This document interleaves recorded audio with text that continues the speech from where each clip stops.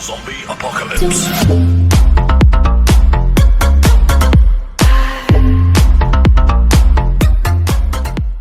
Hey, John Crestani here. Are you trying to get to that next level of success, but just things seem to come in your way? Well, I'm going to be going over how to curate a success mindset in this video, and I'm going to be discussing the topic of curating your media. So stay tuned, listen up. This has helped me a lot.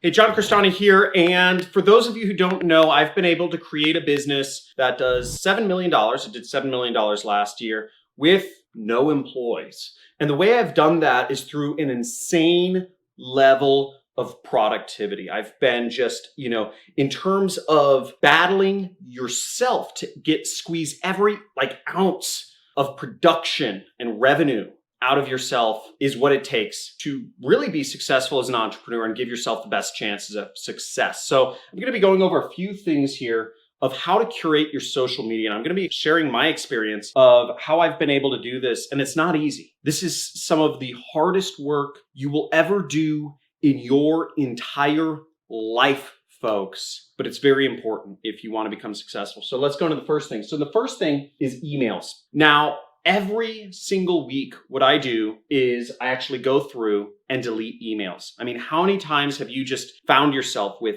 tons of emails in your inbox and you find a catchy headline, right? You're like, ooh, there's a discount. Ooh, there's the new kind of marketing trick. Ooh, this looks interesting, or this event sounds appealing. That's an interesting subject line. I'm going to open up the email and start browsing. Wrong. Remember, these are sent to you by marketers like myself. They're meant to get your attention away from whatever you're doing and start reading through them. Whatever it is you're into, the emails are built to get you away from what you're doing so that you are no longer in control of your time. Some marketer is. So unsubscribe, and I realize the irony, by the way, I'm a marketer.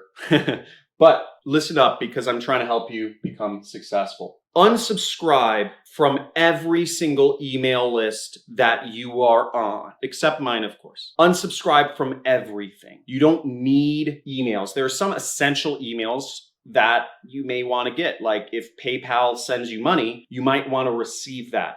But you want to unsubscribe from all of their marketing communications because they're just trying to sell you business loans or credit cards or something. Unsubscribe. And I found that it's gotten to the point where I literally have to unsubscribe from a bunch of emails every single week. I go through my inbox. I will spend about 30 minutes a week just unsubscribing from everything. I'm relentless. And what this has allowed me to do is I don't have much junk kind of getting in my way, trying to take control of my mind. Because that junk is out there to control our minds.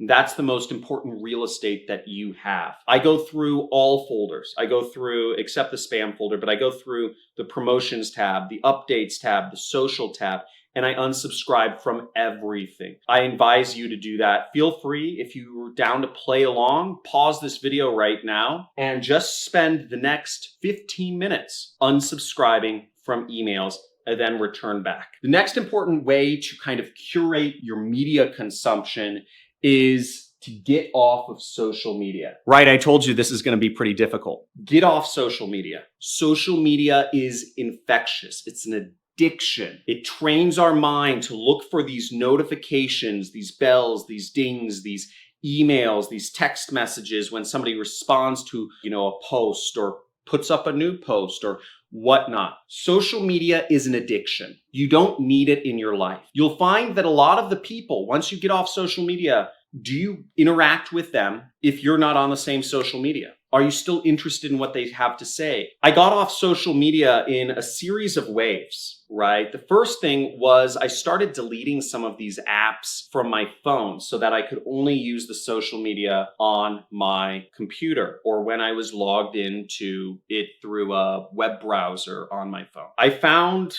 people would get angry at me. They'd say, I've been trying to contact you, John. You know what? You don't respond to any of my Facebook messages. I don't see you anymore. What are you doing? You fell off the face of the planet. So you'll get initial waves of frustration from people around you as you detach from social media, whatever it is that you use. You'll also feel maybe a sense of loneliness because a lot of the TikTok videos or TikTokers or, Twitterers or the Instagrammers, you don't see them as much.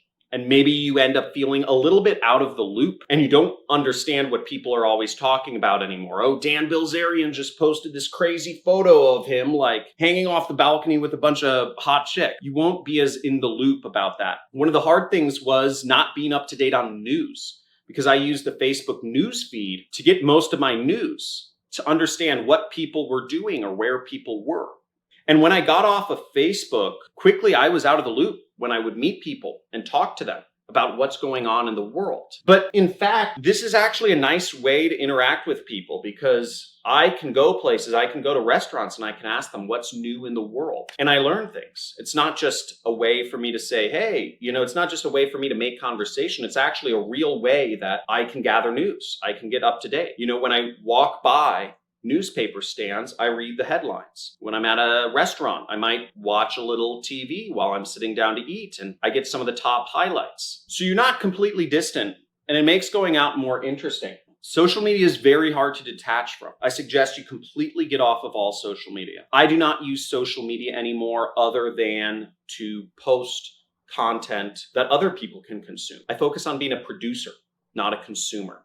And that's kind of an important mindset overall to curate if you want to become successful. Now, at this point, I actually invite you once again to pause the video. And if you want to play along, go into your phone, start deleting social media apps, go on your social media, start deactivating your social accounts. This is a very difficult step. Or what you can do if you want to do it in waves is deactivate a couple social media accounts or make an announcement on social media that you're going to be removing yourself from social media and give people another way to contact you. Now, in my case, what I do is I use email. I use email and I use one chat app for business. That's it. If people want to contact me, they send me an email.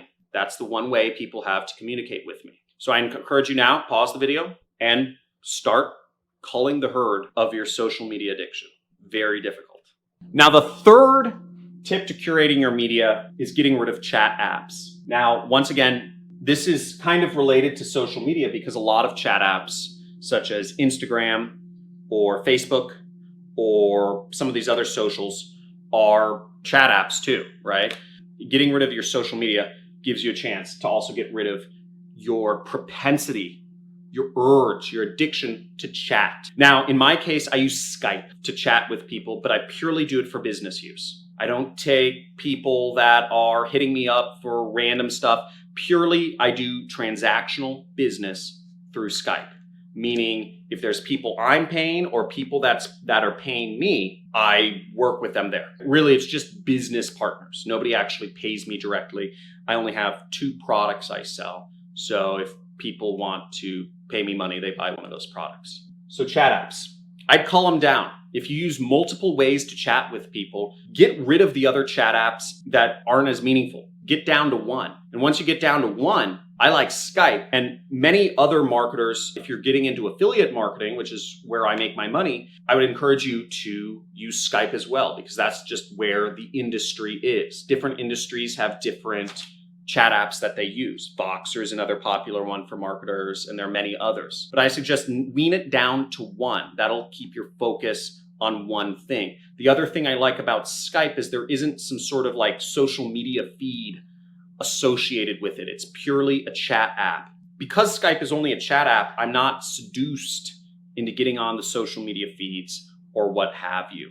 That's very dangerous. Now, the 4th tip to curating your media is one of the hardest, and it's your phone. Your phone is the most insane, addictive, time-sucking invention of all time. It's there to take your mind into it and to have you keep coming back to it wherever it is at all times of day. Your phone can be the biggest, hardest thing to get rid of. And I'm talking about smartphones. Maybe you only have a phone, right? Maybe you don't have a computer, but your phone is going to keep sucking you into it until it gets all of your time. There are 7 billion data points for Google and Facebook and Instagram and Twitter and TikTok to draw from to figure out human psychology. They know you better than you know yourself. They know your habits. They know how to get you. They know how to trick you to come back. They know what sort of alerts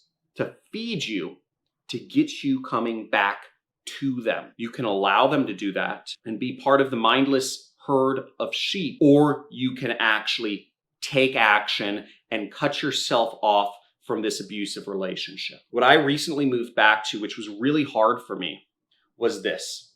It's a flip phone. Okay. I love it. You can drop it. The battery lasts forever, or almost forever. But what I found myself doing was even getting rid of many of my social media.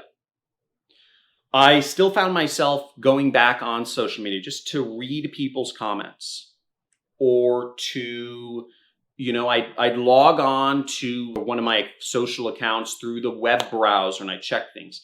I'd go on my ClickBank or Digistore, my other affiliate accounts, and check stats of how much money I made.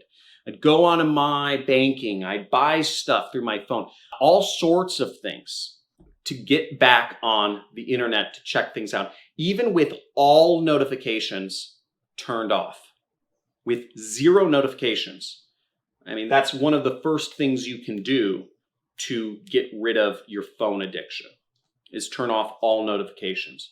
But I'm advocating here, if you have a computer or a laptop, completely getting rid of your smartphone and going back to a $20, this is $20, maybe $15, something like that, $20 flip phone, or a very basic phone that can't even support apps. This does not support any apps whatsoever. It's not an Android or Apple or anything like that. It's just a dumb phone. And the dumb phone allows me to keep control of my time and do better things to make money. Phone addiction is really serious and it's very real, and there's not a lot of people talking about it. But if you can make the leap to do these things, you'll lead a much, much, much more productive life. And in order to compete in today's society, you need every single ounce of energy and productivity that you can possibly muster.